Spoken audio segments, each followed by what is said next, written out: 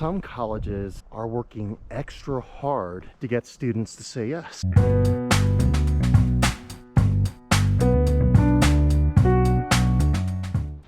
Hey everybody, it's Danny from Game Theory College Planners, reporting from Winter Park, Colorado. It is spring break. I think a lot of families are either taking a break at home, maybe heading someplace warm. We decided to go skiing, and I can't believe we're still getting a lot of snow in this kind of weather. But what I wanted to do today was really spend some time, focus on some of the positive outcomes that we've seen from 2020 and going into 2021. I think a lot of the challenges we've seen with college admissions have been pretty well documented last year and early this year, but there's been one silver lining that I don't think many people have talked about, and I wanted to take some time and talk about it today. We've always talked about enrollment management here at Game Theory College Planners.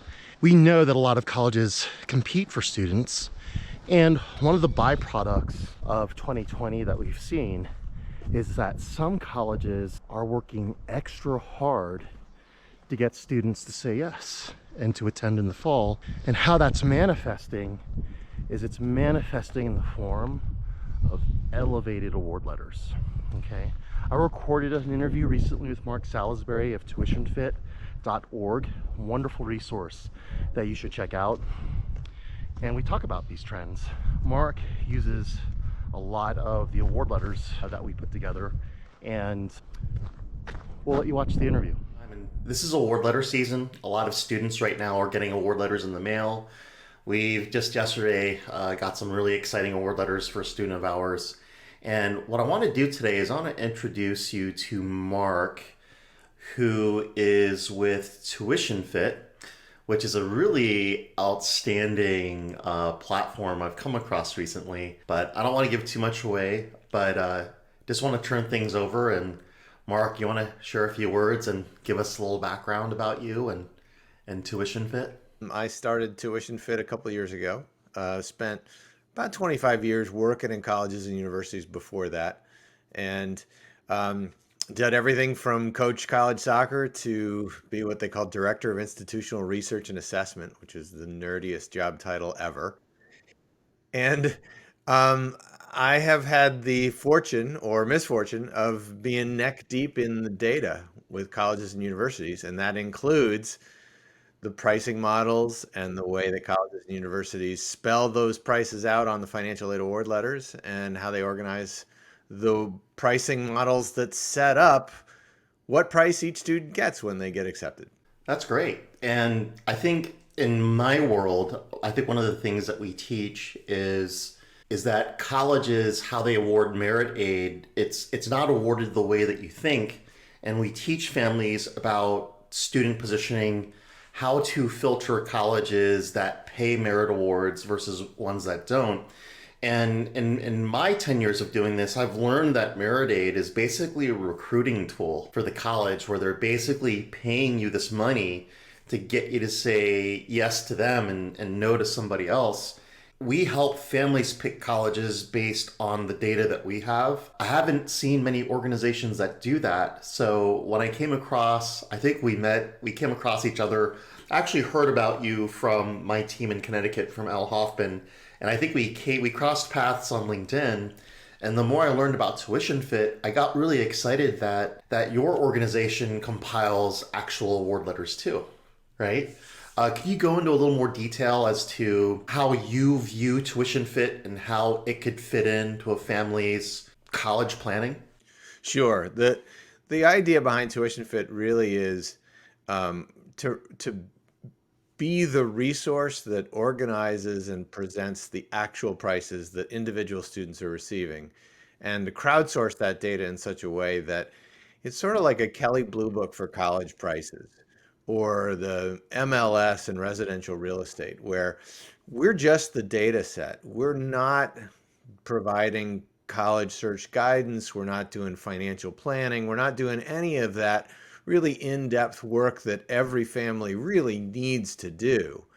We're just create a way for everyone who's in this sector who's helping families sort through all of this stuff, trying to figure out what schools they ought to apply to and how to navigate the pricing thing and end up with a price that's really in their sweet spot, that they have the data that they need to start those conversations, to ensure that, like you said, you're looking at schools that ultimately end up being in your price range.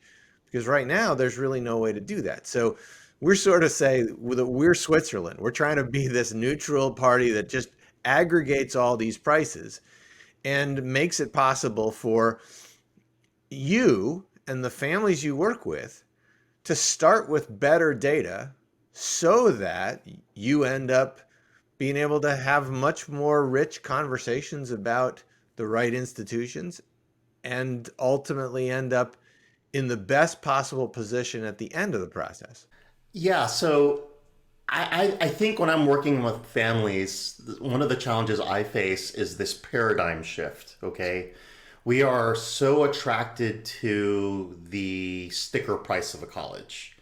And unfortunately, we make these very, very uh, important decisions just by looking at the sticker price. And what I try to go through this deprogramming with families where let's not judge a college by its sticker price, because if you look at in-state public colleges, they can look very attractive. And well, I always teach families, let's not look at college from the standpoint from the cost of going, but from the standpoint of how much does it cost to graduate. And it's one thing for me to go, okay, well, these colleges with bigger sticker prices, they pay bigger scholarships. And for a lot of families, that could end up costing the same or even less than going in state. And even though it sounds very attractive, okay, sometimes families, they don't buy it. And what really got me so excited about TuitionFit is I could point them to this great resource and they can see the data for themselves. And it's not coming from me, it's coming from another organization. And I think that kind of tool could get a lot more families that are on the fence to come onto our platform. Or it may encourage families to hire a college planner, because I think it's social proof that colleges really do pay this way. And they may have heard stories, they may have heard rumors, but with TuitionFit, they can just see the data and they can make their own conclusions.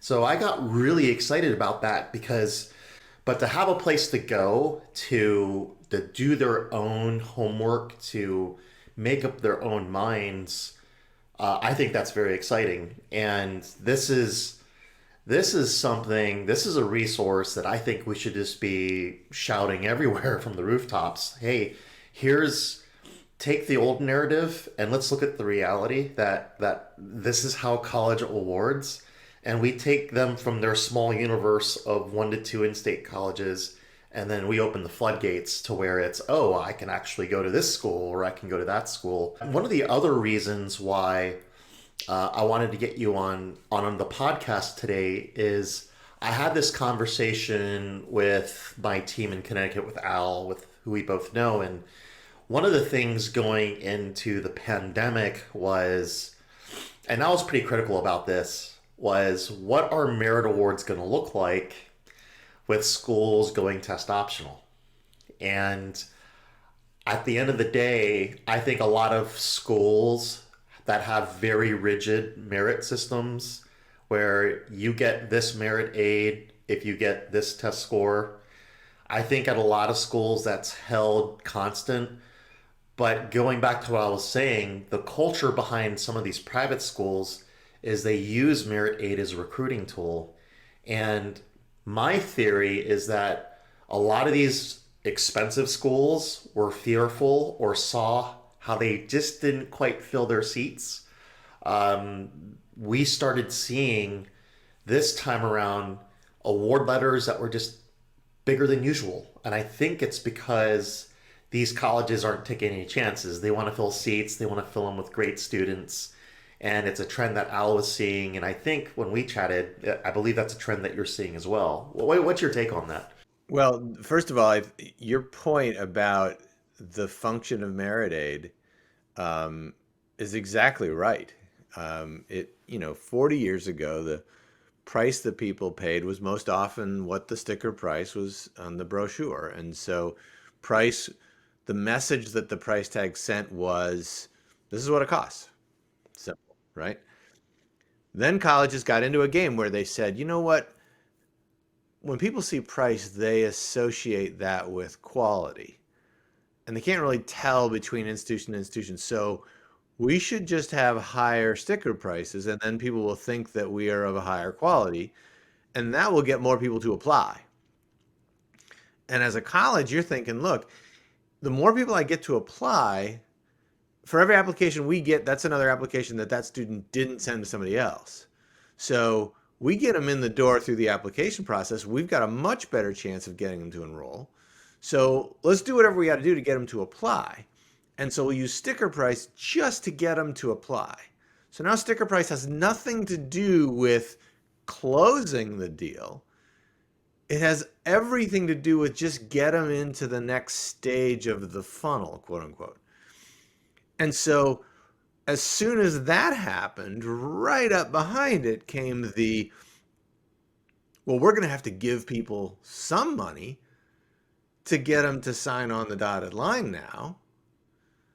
So let's just create this whole pot of different funds that we can award students for playing the oboe, for being tall and from another country, from whatever you want to come up with.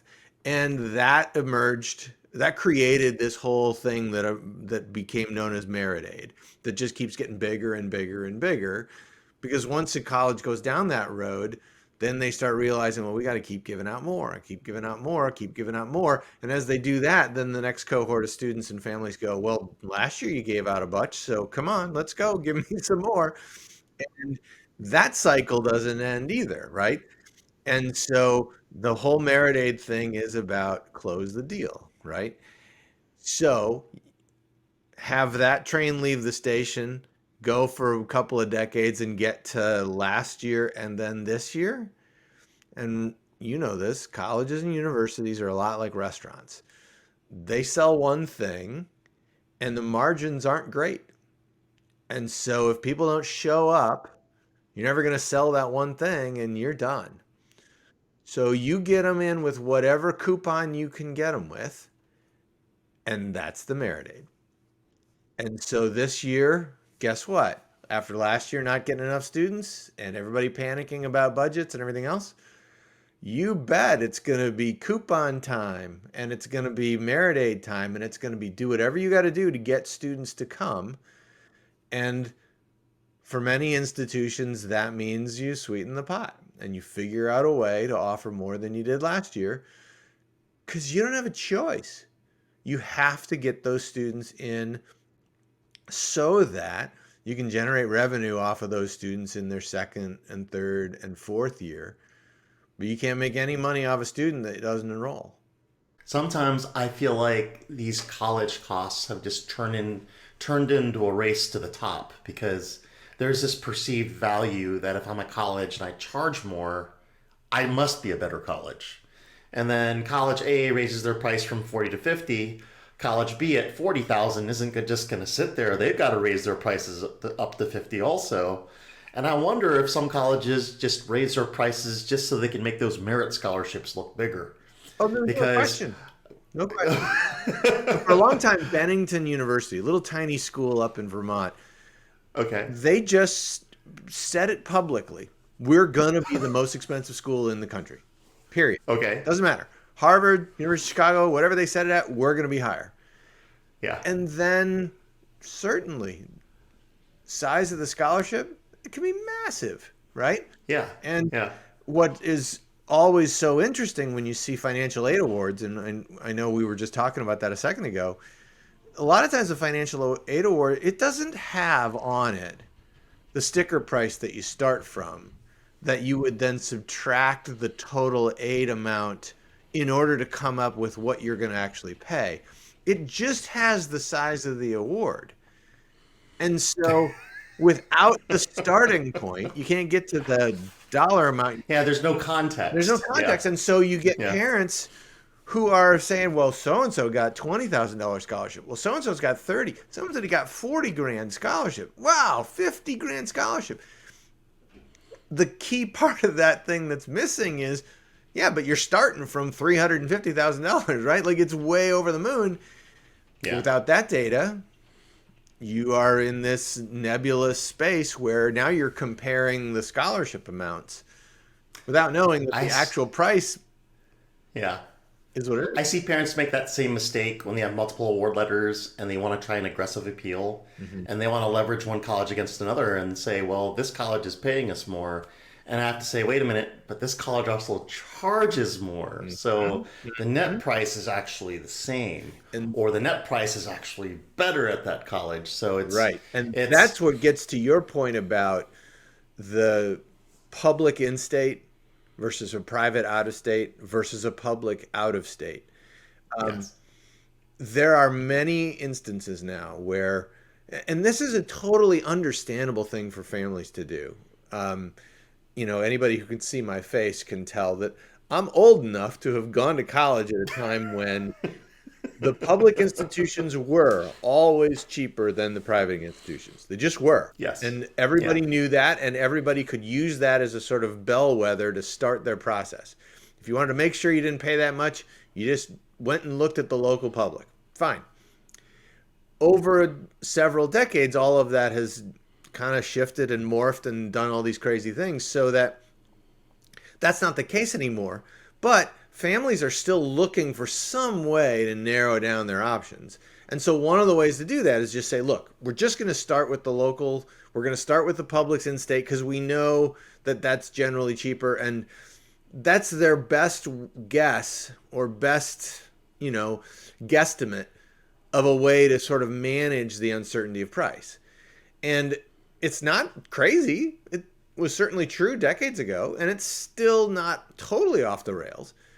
But the fact of the matter now is that the discounting is so big at lots of private institutions and even some public out-of-states that principle just doesn't hold anymore. So if you sort of just defer to it right out of the gate, you end up undermining your options of getting a better price, and with that, a potentially better value. Because as you said in one of our previous conversations, you can have two schools that one's $5,000 more than the other, but the one that's cheaper also has a 4-year graduation rate of 10%.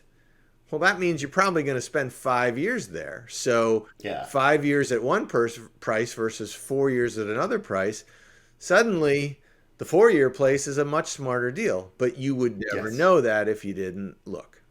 But with tools like TuitionFit, when they stare at these award letters, they're going to go, wow, the world just got a lot less smaller. And that's why I love TuitionFit. I mean, it's so aligned with my philosophy as a college planner, and I just don't understand if there are college planners that don't have access to this kind of data. This to me has to be an indispensable part of their toolkit. Okay, this should be a standard part of the conversation you have with your guidance counselor. I mean, it's almost like you almost have to change the paradigm. You have to change the culture.